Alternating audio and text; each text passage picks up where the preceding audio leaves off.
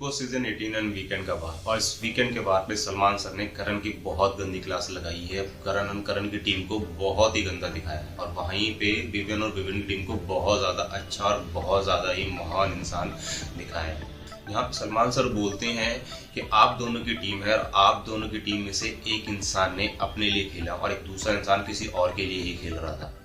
और जहाँ पे ये प्रोसेस करने में बहुत ज़्यादा दिक्कत हो रही है कि अगर तुम्हारी टीम में से सबसे ज़्यादा कोई वीक इंसान था तो वो शिल्पा थी, लेकिन उसके बावजूद भी तुम चुम के लिए भागे। लेकिन अगर चुम की बात करें तो वो पहाड़ों के इलाके से आती है, यानी कि वो पहाड़ों पर रहती है और वहाँ से आती है और वहाँ के जो लोग बाग हैं दौड़ने में, हेल्थ में बहुत ज़्यादा स्ट्रांग होते हैं। लेकिन उसके बावजूद भी आप शिल्पा के लिए ना भाग के आप चुम के लिए दौड़ लगा रहे हैं। उसके लिए आप गेम के अंदर पार्टिसिपेट कर रहे हैं, ना कि अपने लिए कर रहे हैं, ना कि सबसे वीकेस्ट खिलाड़ी के लिए पार्टिसिपेट कर रहे हैं, उसके लिए भाग ले रहे हैं, उसके लिए नहीं दौड़ रहे हैं। तो उस वजह से करण को सबसे बेकार इंसान बताया कि आप सेल्फिश होके किसी और के लिए खेल रहे थे, ना कि अपने लिए। और जो दूसरी तरफ लोग बाग थे, विवियन, ईशा, अविनाश, वो बहुत अच्छी तरीके से खेल रहे थे, अपने लिए खेल रहे थे, वो किसी और के लिए नहीं खेल रहे थे। तो उनको एक बहुत अच्छे कैटेगरी में रख के उनको बहुत महान तरीके से दिखाया गया और करण को डिफीट करते हुए बहुत गंदे तरीके से दिखाया गया। यहाँ पे मैं सबसे पहले एक चीज़ बोल देता हूँ कि कोई भी इंसान अगर घर के अंदर है और किसी के साथ उसका बहुत अच्छा बॉन्ड है, चाहे एक के साथ हो या 10 बंदों के साथ हो, वो उस इंसान पर डिपेंड करता है कि वो किसके लिए खेलना चाहता है या नहीं खेलना चाहता है। अगर वो उसके लिए खेलना चाहता है तो वो उसका डिसीजन है, अगर वो उसके लिए नहीं खेलना चाहता है तब भी वो उसका डिसीजन है। लेकिन एक शो पे आके आप किसी को इस तरीके से बोल देंगे कि आप किसी और के लिए खेल रहे हैं, वो उसका पर्सनल डिसीजन है। आप कैसे चेंज कर सकते हैं कि वो किसके लिए खेले, किसके लिए नहीं खेले, वो उसकी मर्जी है। उसको नहीं खेलना शिल्पा के लिए, वो चुम के लिए खेला, वो चुम के साथ आगे बढ़ना चाहता है, तो इसलिए वो चुम के लिए खेला। इसमें मेकर्स वालों को, कलर्स वालों को क्या दिक्कत है, आई थिंक मेरे को चीज़ समझ में आ रही। अगर वो दोनों किसी और के लिए खेलते तो कोई दिक्कत नहीं होती, लेकिन आज करण तुम के लिए खेल गया, शिल्पा के लिए नहीं खेला, तो कलर्स वालों को बहुत ज़्यादा दिक्कत होगी। इतनी आग लग गई कि वो इतनी अच्छी तरीके से, इतनी बढ़िया तरीके से करण को डिफेंड कर रहे हैं, इतने बढ़िया तरीके से करण को प्रेजेंट कर रहे हैं और दूसरी टीम को इतना अच्छा सपोर्ट कर रहे हैं। ये तो हर एक इंसान का खुद का डिसीजन होता है ना कि हमें किसके लिए खेलना है, किसके लिए नहीं खेलना है। अगर हमारे परिवार में कोई सदस्य है या हम किसी गेम का पार्ट है, वहाँ हमारा कोई दोस्त है, तो वो हम डिसाइड करेंगे ना हम किसके लिए खेलेंगे। ये दूसरा थोड़ा ना कोई डिसाइड कर लेगा। ये चीज़ करण ने भी करी, अगर उसने वो चीज़ करी है वो किसी और के लिए खेला है तो उसमें क्या दिक्कत है। अगर वो शिल्पा जी के लिए नहीं खेला तो उसमें क्या दिक्कत है। इतनी क्यों आग लगी पड़ी है मेकर्स को, इतनी क्यों आग लगी पड़ी है बिग बॉस को कि वो करण को इतना डिफीम करके दिखा रहे हैं, इतना गंदा दिखा रहे हैं कि जैसे उसने किसी और के लिए खेल के कितना बड़ा गुनाह कर दिया हो। फिर वहीं पे एक स्टेटमेंट दी जाती है कि जब अंडे वाला टास्क हो रहा था और जब अंडे वाले टास्क में सब दौड़ रहे थे एक पॉइंट से लेकर दूसरे पॉइंट तक, तो वहाँ पे चुम को धक्का लगा। तो वहाँ पे ये दिखाया गया कि जो धक्का लगा वो किसी और की वजह से नहीं लगा, वो करण की वजह से लगा। वहाँ पे धक्का ना ही तो अविनाश ने मारा, ना ही विवियन ने मारा, जो धक्का मारा वो करण ने मारा। अब इस तरीके को किस तरीके से डिफाइन करा है मुझे समझ में नहीं आ रहा, क्योंकि हमने तो फ्रेम को रिपीट कर करके देखा है। वो धक्का कब लगा, किस तरीके से लगा, हमें समझ नहीं आ रहा। मैंने जब फुटेज देखी पूरी की पूरी, तो जिस तरीके से वो दिखा रहे हैं कि जो धक्का लगा वो करण ने मारा, तो वो चीज़ समझ में आ रही है किस तरीके से करण ने धक्का मार दिया।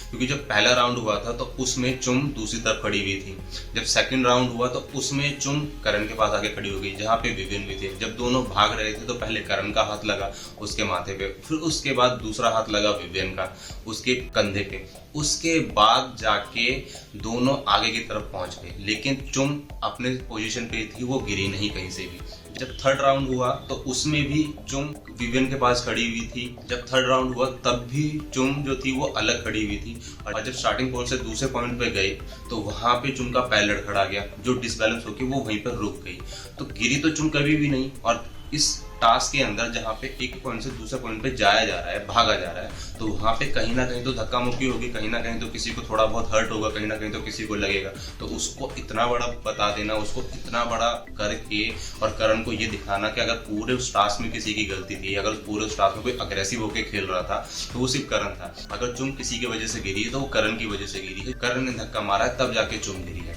और पूरे एपिसोड में जिस तरीके से वो एपिसोड पूरा टेलीकास्ट हुआ है 1 घंटे का, वो पूरा एपिसोड देखने के बाद, वो पूरा टास्क देखने के बाद कहीं से भी ये नहीं दिखाई देगा करण ने किसी भी तरीके से चुम को धक्का मारा और चुम दूर जाके गिर गई या वहीं गिर गई। तो ये जो एलिगेशन लगाए जा रहे हैं बिग बॉस की तरफ से करण को और इतना डिफेम किया जा रहा है, वो बिल्कुल ही सरासर गलत है। और जो दूसरी टीम को इतना बढ़ा चढ़ा के दिखाया जा रहा है, इतना महान बना के दिखाया जा रहा है, वो बहुत ही ज़्यादा शॉकिंग वाली चीज़ है। उसके बाद दिखाया जाता है बिग बॉस के अंदर वीकेंड के बारे में करण अगर जो भी चीज़ें कर रहा है, जैसे कि अगर वो किसी के बारे में बात कर रहा है या किसी से कुछ कह रहा है या किसी को अपनी चीज़ें बता रहा है या फिर कोई घर के अंदर घटना हुई है उसके बारे में अपने थॉट्स रख रहा है, तो फिर ये कहा जा रहा है कि करण एक नैरेटिव सेट कर रहा है। करण हर चीज़ में एक अपना नैरेटिव ले आता है, घुमा देता है बातों को। यानी वो ये बोलने की कोशिश कर रहे हैं कि करण जब भी कोई बात करता है, जब भी किसी तरीके से अपनी चीज़ें रखने की कोशिश करता है, तो वो चीज़ें नहीं रख रहा होता है, वो घर के अंदर एक रूमर फैला रहा होता है, एक नैरेटिव सेट कर रहा होता है दूसरों के लिए, ताकि वो लोग बहुत चीज़ें सुने फिर आपस में लड़े। तो बिग बॉस का और सलमान सर का ये कहने का मतलब था, यानी कि सलमान सर जो प्रेजेंट कर रहे थे कलर्स वालों की तरफ से, वो ये कहने का मतलब था कि करण इस तरीके से। तो करण अपने बचाव में सिंपल सा वर्ड बोलते हैं कि अगर सर मेरे को यही चीज़ें करनी होती तो जिस दिन मैंने घर के अंदर एंटर करा था, मैं उस दिन से लेके आज तक मैंने ये काम क्यों नहीं करा। सिर्फ लास्ट मोमेंट पाके जब फिनाले आ गया है तभी मेरे को ये चीज़ें क्यों याद आ रही है कि मेरे को अब नैरेटिव सेट करना है, अब दूसरों के बारे में चीज़ें बोलनी है, इस तरीके से डीपीन करना है। और ये बात बिल्कुल भी ठीक थी। अगर कोई इंसान को कुछ चीज़ करनी थी तो वो पहले से ही कर सकता था, उसको आके अब करने की क्या जरूरत है कि क्या नेम फेम के लिए क्या हाँ मैं दिखाई दूँ। करण तो 24 घंटे दिखाई देता है, सबसे ज़्यादा घर के अंदर करण ही दिखाई देता है। अगर कोई भी सदस्य घर के अंदर सबसे ज़्यादा पॉपुलर है, सबसे ज़्यादा दिखाई दे रहा है, सबसे ज़्यादा किसी चीज़ के अंदर इन्वॉल्व है, तो वो करण है। अगर उसके साथ अविनाश से बात करनी हो, विविन से बात करनी हो, चाहत से बात करनी हो, रजत से बात करनी हो, श्रुतिका से बात करनी हो, ईशा से बात करनी हो, किसी भी सदस्य से बात करनी हो घर के अंदर, तो वो सबसे ज़्यादा करण ही है, जिसके अराउंड सारी चीज़ें घूमती हैं। बाहर के लोग भी करण को आके बोल के जाते हैं। उसके बावजूद भी टास्क के अंदर करण को इतना गंदा दिखा देना, इस तरीके से उसको प्रेजेंट करना। फिर वो बात करते हैं उस वाले टास्क के बारे में जहाँ पे स्ट्रेचर लेके खड़ा होना था दोनों इंसानों को, विवियन को और चुम को, और वो स्ट्रेचर हाथ से छूटना नहीं चाहिए था। और ये कहा जा रहा है कि विवियन की वहाँ पे कोई भी गलती नहीं थी। चुम जितनी बार भी गिरी वो अपनी वजह से गिरी। जिस तरीके से चुम ने पोजीशन कर रखी थी स्ट्रेचर की, चाहे वो कंधे पे रखना हो, बगल में रखना हो, वो बहुत गलत कर रखी थी। तो किस तरीके से इस स्ट्रेचर को रखा जाना चाहिए था वो तो बिग बॉस ने बताया ही नहीं, वो तो कहा ही नहीं बिग बॉस ने टास्क के अंदर कि आपको सिर्फ स्ट्रेचर इस तरीके से पकड़ के रखना है, उसको आप कंधे पे नहीं रख सकते, उसको आप बगल में नहीं रख सकते। मैं यहाँ पे एक चीज़ बोलता हूँ कि अगर आपको किसी एक इंसान को जिताना है, अगर आपको किसी सिर्फ एक इंसान को कलर्स पे वापस अच्छा बना के दिखाना है, किसी एक इंसान को आपको ये दिखाना है कि भाई ये हमारे चैनल का फेस है, ये हमारे चैनल का लाडला है, हमने इसको वापस री एंट्री करवानी है, तो आप इतना झूठ क्यों फैला रहे हैं करण के बारे में। अगर आपको किसी को ट्रॉफी देनी है तो आप ट्रॉफी देके खत्म कीजिए ना, आप सीधा बोलिए कि हम इस इंसान को जिताना चाहते हैं। इतना सारा नैरेटिव फैलाने के होते एक इंसान को आप इतना गंदा दिखा रहे हैं, करण की टीम को इतना बेकार दिखा रहे हैं कि उन्होंने क्या गंदापन कर दिया, उन्होंने क्यों एक दूसरे का साथ दिया, वो क्यों एक दूसरे के लिए खेले। और दूसरी तरफ आप विवियन को, अविनाश को, ऋषभ को बहुत महान दिखा रहे हैं, जो कि वो इंसान है नहीं, वो डिजर्व नहीं करते, वो घर में रहना तक डिजर्व नहीं करते। वो तीनों के तीनों इतने गंदे इंसान हैं। यहाँ तक कि रजत भी जिस तरीके से बात करता है, जिस तरीके से उसका बिहेवियर होता है लड़कियों के साथ, शिल्पा जी के साथ, चुम के साथ, वो जो अपनी एरोगेंस में दिखाता है, वो अपना जो गुस्सा दिखाता है, वो जो बाहर की चीज़ें दिखाता है, वो अपनी जो पहलवानी दिखाता है, तो वो चीज़ें भी कहीं से डिफेंड नहीं होती। लेकिन आप घर के अंदर करण को और करण की टीम को इतना गंदा दिखा रहे हैं, इतना बढ़िया दिखा रहे हैं। अगर आपको यही लगता है कि करण अपना नैरेटिव सेट करता है तो उसको घर के अंदर रख क्यों रखा है, उसको निकाल देते हैं। ये बताने की क्या जरूरत है। जहाँ सलमान सर के बारे में पहले मैं एक चीज़ बोल देता हूँ कि सलमान सर 24 घंटे बिग बॉस नहीं देखते। वो 24 घंटे टीवी के सामने बैठ के यही नहीं देखते रहते कि हाँ बिग बॉस के अंदर क्या चल रहा है, कौन क्या कर रहा है, करण क्या कर रहा है, अविनाश क्या कर रहा है। मेकर्स ये सारे लोग जब सलमान सर वीकेंड के बार के लिए आते हैं तो वो उनको वही फुटेज दिखाते हैं जो काम की होती है, जो उसे दिखानी होती है, उसी पर ही वो अपनी वर्डिंग देते हैं आके। बाकी सलमान सर का इसके अंदर कुछ नहीं होता। उनके पास बहुत सारा काम है, वो सिकंदर की शूटिंग करने में बिजी हैं, बहुत सारे प्रोजेक्ट हैं उनके पास, वो उन चीज़ों में बिजी रहते हैं। उनके पास इतना टाइम नहीं है कि यहाँ पे जिस तरीके से कल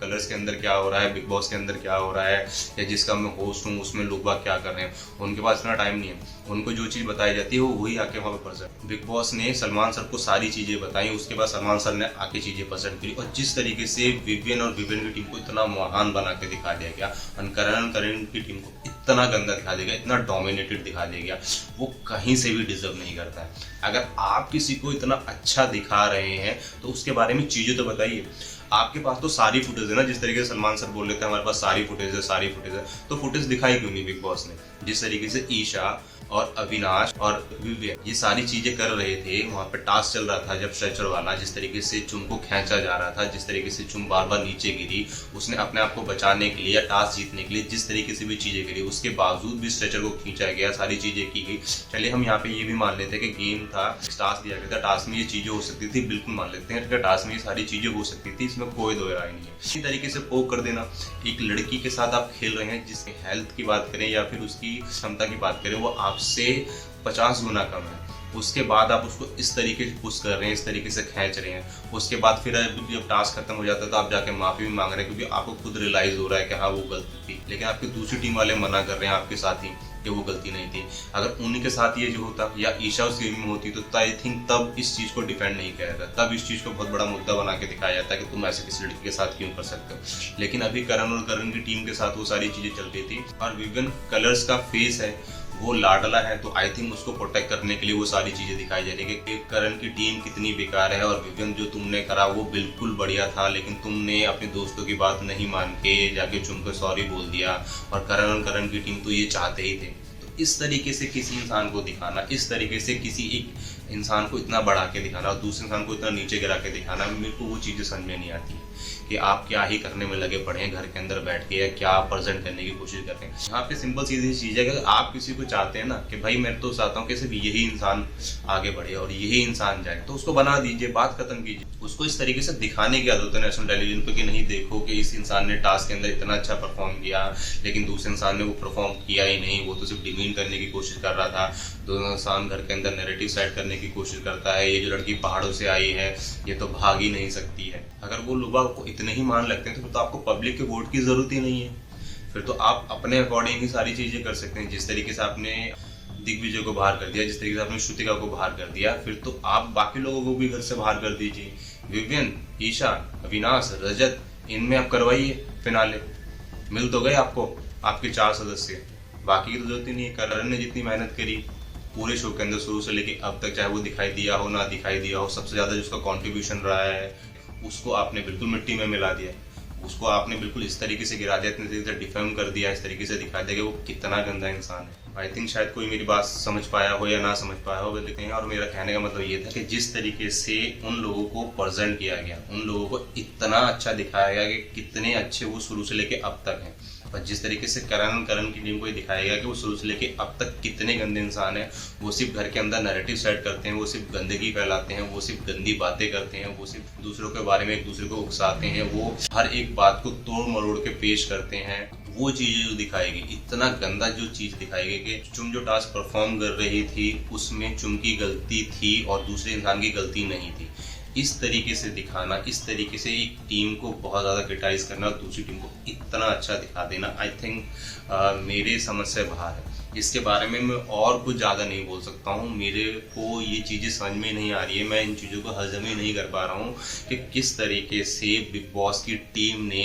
अविनाश को, विवियन को, रजत को और ईशा को इतना अच्छा दिखा दिया और दूसरी टीम को इतना बेकार दिखा दिया कि वो क्रिटिसाइज करते हैं, नैरेटिव सेट करते हैं बिग बॉस के लिए, हर किसी के लिए, और वो कभी भी गेम को पूरा नहीं करते हैं, कभी भी गेम को अच्छी तरीके से परफॉर्म नहीं करते हैं, घर में एक अच्छा इन्वायरमेंट नहीं बनाते हैं। लेकिन दूसरी तरफ विवियन की टीम जहाँ पे ईशा है, रजत है, ये घर के अंदर बहुत अच्छा इको जनरेट करते हैं, बहुत अच्छा माहौल बना के रखते हैं, ये कलर्स के फेस हैं, यही सबसे ज़्यादा कलर्स को आगे बढ़ा रहे हैं, बिग बॉस को आगे पोजीशन पे लेके जा रहे हैं। जहाँ पे बाकी की टीम ने कुछ करा ही नहीं है, करण ने कुछ करा ही नहीं है, वहाँ पे इस तरीके से उनको डिफेम किया जा रहा है, उस तरीके से क्रिटिसाइज किया जा रहा है। आप लोगों ने शो देखा होगा, आप लोगों ने वीकेंड कबाड़ देखा होगा, आप लोगों ने अंडे वाला टास्क देखा होगा, आप लोगों ने क्यूबिंग वाला टास्क देखा होगा, स्ट्रेचर वाला, आप लोगों को बहुत अच्छे से पता है कि कौन क्या कर रहा है और कौन किस तरीके से प्रेजेंट है घर के अंदर, और बिग बॉस या बिग बॉस की टीम किस तरीके से विवियन को और विवियन की टीम को आगे अच्छा बना के प्रेजेंट करने की कोशिश कर रही है, और करण को और करण की पूरी टीम को किस तरीके से बेकार टीम दिखाने की कोशिश कर रही है, कितनी बेकार टीम दिखाने की कोशिश कर रही है कि वो घर के अंदर उनका होना ना होना बिल्कुल बेकार है, क्योंकि वो जब घर के अंदर होते हैं तो वो सिर्फ घर के अंदर एक नैरेटिव सेट करते हैं। विवियन और विवियन की टीम बहुत अच्छी तरीके से हर चीज़ों को प्रेजेंट करती है। जितने भी लोग बाग घर के अंदर आते हैं वो करण की टीम से बात ही नहीं करते हैं, उनके बारे में अच्छा ही नहीं बोलते हैं, सिर्फ विवियन और विवियन के बारे में ही अच्छा बोल के जाते हैं, उनकी टीम के बारे में, अविनाश के बारे में, ईशा के बारे में। तो आप सोच सकते हैं कि किस तरीके से कल के एपिसोड में सिर्फ करण और करण की टीम ना बेकार दिखा देगा, इतना बेकार टीम दिखा दी गई, इतना बेकार सदस्य दिखा दिया गया जिसका कोई हिसाब ही नहीं है। आप एक तरीके से बोल सकते हैं कि जैसे कि देवता और राक्षस होते हैं ना, तो करण की टीम को राक्षस बना दिया गया और विवियन और विवियन की टीम को देवता बना दिया गया। इतने महान पुरुष बना दिए गए हैं जिसका कोई हिसाब नहीं। मन करता है कि पूजा करना स्टार्ट कर दो इन लोगों की, इतने महान लोग आ गए। जिस तरीके से करण की टीम को दिखाया गया और अविनाश की टीम को दिखाया गया है, बिग बॉस वालों ने, कलर्स वालों ने प्रेजेंट किया। मैं इसके बारे में ज़्यादा नहीं बोल सकता, मेरी बस की नहीं है, मेरा दिमाग बहुत ज़्यादा ख़राब हो पड़ा है ये सारी चीज़ें देख के। इस तरीके से भी कलर्स किसी एक टीम को या किसी एक इंसान को इतना गिरा सकता है और एक इंसान को उठाने के लिए इतना गंदा खेल सकता है, सिर्फ एक इंसान को आगे बढ़ाने के लिए, जिताने के लिए। और इसमें कोई भी दो राय नहीं है, कोई भी दो राय नहीं है कि आने वाले वीक में ये विवियन के हाथ में ट्रॉफी थमा दे। इसमें कोई भी दो राय नहीं है। अगर ट्रॉफी किसी के हाथ में जाने वाली है तो वो विवियन के हाथ में ही जाएगी, करण के हाथ में बिल्कुल भी नहीं जाएगी। जिस तरीके से ये लास्ट वीकेंड का वार दिखाया गया है और जिस तरीके से करण की बेइज्जती की गई है, करण की इंसल्ट की गई है, करण को बार बार नीचे दिखाने की कोशिश की गई है, करण की टीम को नीचे दिखाने की कोशिश की है, और उसी तरफ विवियन और विवियन की टीम को इतना अच्छा प्रेजेंट किया गया है, इतना महान इंसान दिखाया गया है, इतनी महान शख्सियत दिखाई गई है घर के अंदर। इसमें कोई भी दो राय नहीं है कि आने वाले वीक में विवियन के हाथ में ट्रॉफी लेते हुए और ट्रॉफी जीतते हुए कोई नहीं रुक सकता, क्योंकि कलर्स सिर्फ यही चाहती थी शुरू से कि किसी भी तरीके से विवियन को एक अच्छी पोजीशन में लेकर आया जाए, अच्छी तरीके से प्रेजेंट किया जाए और बाद में उसको विनर बनाया जाए।